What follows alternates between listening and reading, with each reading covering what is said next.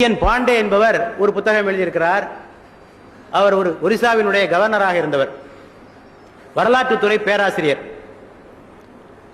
அவரை ஒரு நிகழ்ச்சிக்கு அழைப்பதற்காக சரித்திர பாடம் அளிக்கக்கூடிய மாணவர் வருகிறார்கள். எங்களுடைய சரித்திர கழகத்தை ஆரம்பித்து வையுங்கள் என்று.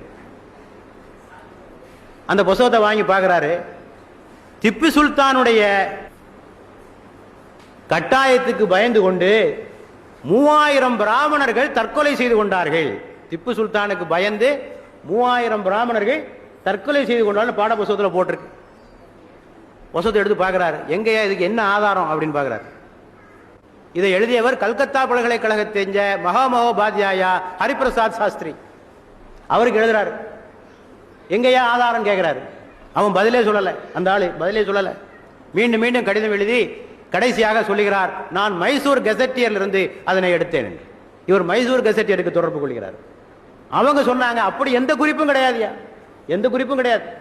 சொல்ல போனால் திப்பு சுல்தானுடைய மெய்காப்பாளர், திப்பு சுல்தானுடைய தளபதி, திப்பு சுல்தானுடைய ஆலோசகர் எல்லோரும் பிராமணர்கள். பிராமணர்கள் சிருங்கேரி மடத்தோடு நெருங்கிய தொடர்பை வைத்திருந்தார். பல்வேறு கோயில்களுக்கு மானியங்கள் அளித்திருக்கிறார். ஆக திப்பு சுல்தானுக்கு இந்த கதி இல்லையா?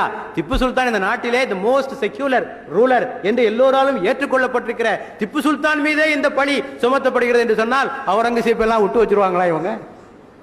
ஆக இவையெல்லாம் எந்த ஆதாரமும் இல்லாத கட்டுக்கதைகள். இப்படி சொல்பவர்கள் ஆதாரங்களை கொண்டு வந்தால் அதற்கு நாம் பதில் சொல்ல தயாராக